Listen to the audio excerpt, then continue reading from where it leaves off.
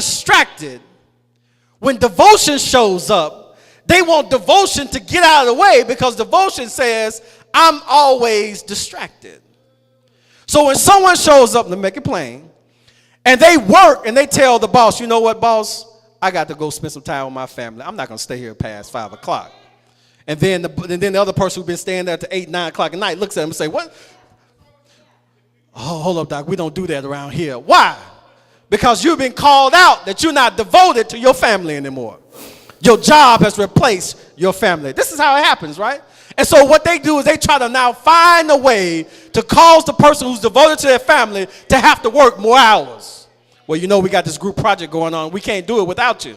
Now, I know you got to choose now which one is more important. The traditional family dinner at night or being here after hours getting this project done. Y'all see how it works? And so devotion, when you lose sight of what you're really devoted to, your distractions begin to take over. And what happens now? Brokenness enters into your life. So the disciples tell Jesus, send her away, for she keeps crying out after us. And so Jesus, being wise enough to perceive what's going on, he's discerning now. He's saying, okay, the disciples don't really know where this woman's faith is. Let me show them. Let me test them. Because, see, sometimes we have to see people being tested and pass the test to know that they are sincere about what they came for. So watch what Jesus does. He says to the woman, because he's going to test her a little bit, he's going to say, I was sent only to the lost sheep of Israel, meaning I was only sent to my Jewish brothers and sisters. Now, everybody who knows Jesus around this time knows that Jesus is ministering to Gentiles. But look at what he tells the woman, I'm not sent to you. Go away. Then she now bows down and worships Jesus and says, Lord, help me. You say, okay. God sometimes tests us whether or not we're devoted by creating another distraction. Watch out. Watch this now. Watch this.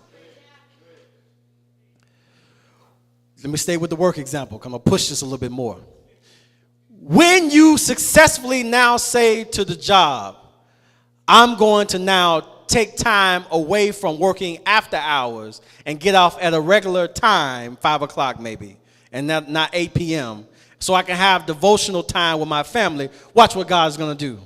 God going to say, well, now since you got a little bit more time now in your schedule, don't give that to your family. Find something else to put into that place so that now you can say it's going to help your family again. One distraction, now that you freed yourself from to get devoted again, now there's a new distraction that's introduced. Now what are you supposed to do? You're supposed to say, I will not be sidetracked. You're supposed to say, I freed myself up so that I can now be devoted to my family. So I'm not going to allow another distraction to keep me from being devoted to my family. And so what Jesus does, he throws another distraction out there to see if she truly wants to be delivered. And so he says, I'm not sent to the law. I'm only sent to the lost sheep of Israel. Verse 25, the woman came and kneeled down before him and says, Lord, help me. He replied, it is right. He says another distraction. It is right. It is not right to take the children's bread and toss it to the dogs. Yet it is, Lord, she says. Now here's where the correction happens. She says, God, Jesus, I understand that you're sent only to Israel. I understand that I may be asking for Israel's blessing. But I just want the crumbs. I don't have to have the house that you're about to promise them. I don't have to have the cars that you're about to promise them. I don't even have to have the land that you're about to give them. All I want is some favor from you. That's all I need. Give me the access to the banker and tell him I got credit that's good and you can count on it. You don't have to pay back the loan. I got it myself. She was just asking for crumbs, right?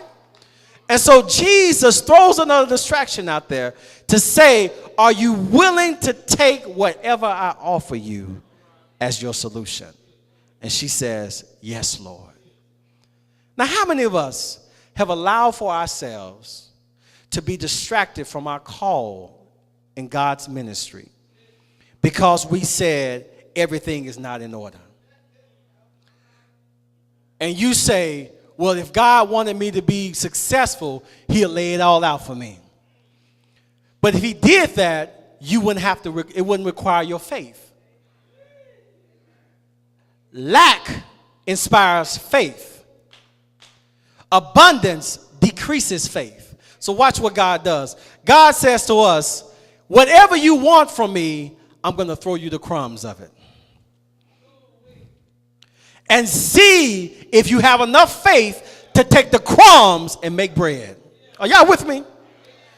And so she says, devotion says, whatever you give me, God, I'm going to take the little that you give me, and if it's enough, if you say it's enough, then I'm going to transform that thing into my blessing. Are y'all with me? Faith increases when we receive just enough. Watch this now. Then, verse 28, then Jesus said to her, woman, you have great faith. Your request is granted. And her daughter was healed at that very moment. Now, here's the caveat. If you stay on track, even with the crumbs, even with just enough encouragement to get you through the next hour, enough money to get you to the next week, enough of whatever you need to get you to the next moment, if you just grab it and say, God, I fully accept it and I believe in you to make my provision. Guess what God's going to do? He said, that's all I was asking for in the first place. Jesus said, don't, I threw it down there. The crumbs fell from the table. I threw it down. Don't eat those crumbs. It was just a test. It was just a test. Because what the crumbs could not give you, I have already given you. See what Jesus is doing. Don't get distracted by the crumbs. The crumbs are there temporarily to see if you're really willing to trust God for it all. Are y'all with me?